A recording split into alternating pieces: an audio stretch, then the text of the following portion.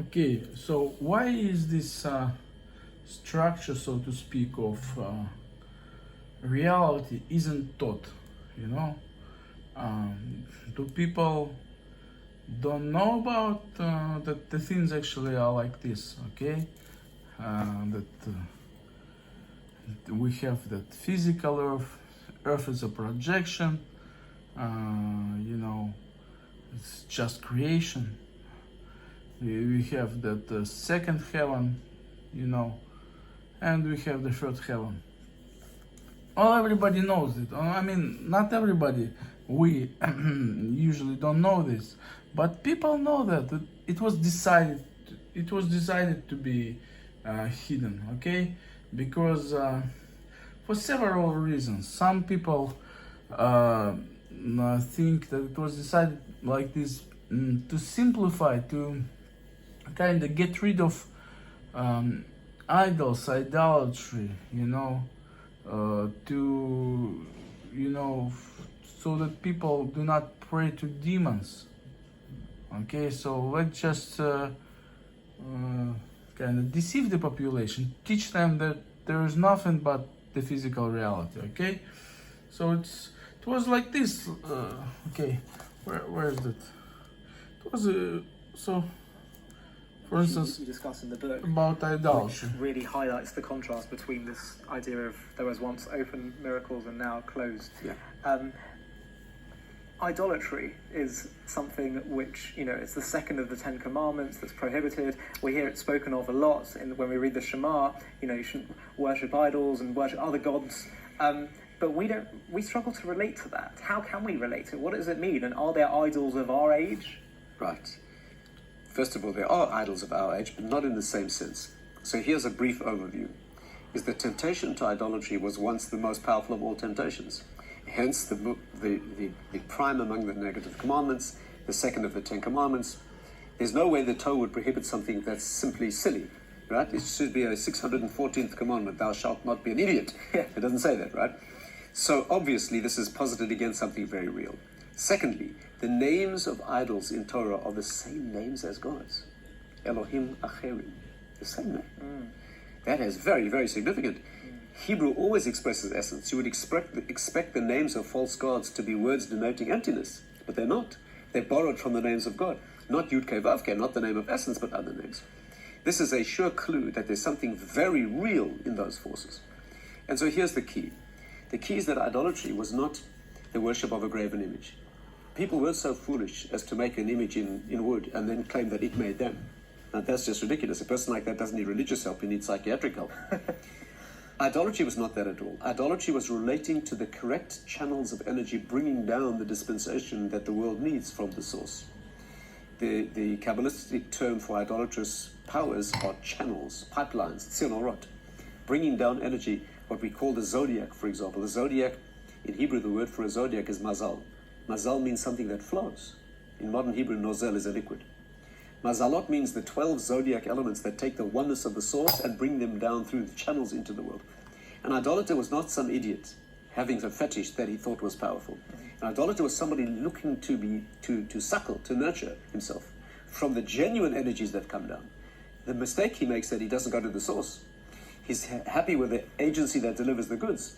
So the Greeks, a god of war and a god of love and a god of fertility, god of wealth. So the point is, and I believe, if I'm not mistaken, somewhere in the video he says that it kind of was decided, you know, to go away from, you know, from idolatry by making the world believe in its in materialism. Okay, I have to watch it. If you wanna watch it, watch yourself. But the thing is, everybody knew, like the people who are in charge, the people, the sages, the, you know, the strong people in power, they know how the world is, you know. So you know, so it just was decided to say, to teach people lie. Okay, and other people believe that the reason, you know, why it was done is to manipulate the population, okay? Manipulate the population and to, you know, make others parasitize on the common population, on the common, you know, general population. But make no mistake, in this construction, when one people become parasitic towards other people, there is no God in charge. To God, for God to be in charge, the person must be connected to the source, to God, and stay strong in the Lord, and all the demons scatter. And only by this merit, the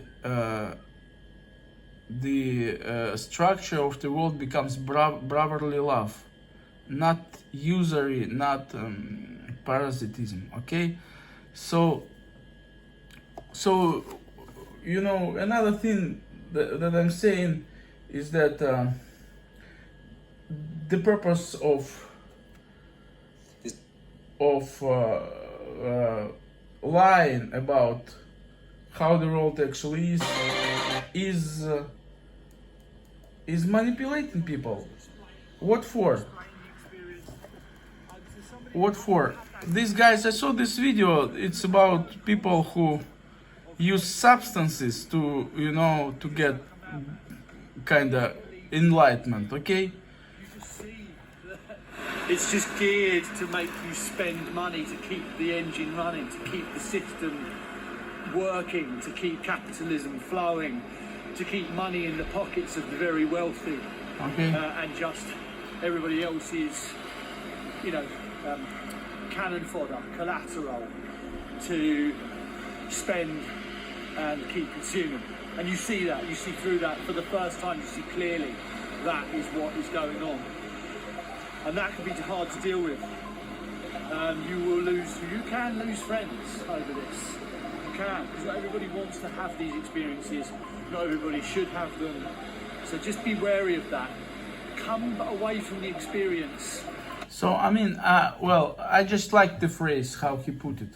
Okay, so I never used substances.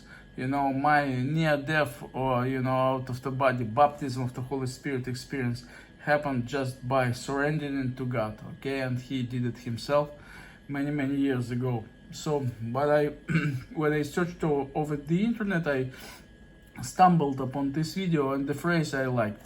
So yeah, the lie about how the world is, you know, for instance, like those Masons, don't they know how the world actually is? Of course they do, but they don't tell because they wanna manipulate the population. Then another thing he said, that you know, to make the capitalism working. Probably he's right, because, you know, but it's not the worst system in the fallen world. Okay, in the godly world there is brotherly love. Okay, in the fallen world, there, you know, capitalism, meritocracy is actually, well, if you know what's going on, it's actually much better than you are taking everything away from you and then fed by a teaspoon from what you actually have. Okay, what's actually everything is yours. Okay, so that's why I think you know, we are taught to lie about how our actually earth is, how creation is, how the levels of creation are, you know, how we relate to God, you know, that everyone, you know, of those who use people, they need their permission. Without humans' permission, you can do nothing to that person, only kill that person. Okay, but without permission, that's how deep a person directly rooted in God. So the person has that sovereignty. So even those who wants to be parasites onto another person, you know, through demonic, they need that person's permission. You know, that's how miserable they are, those parasites. Okay.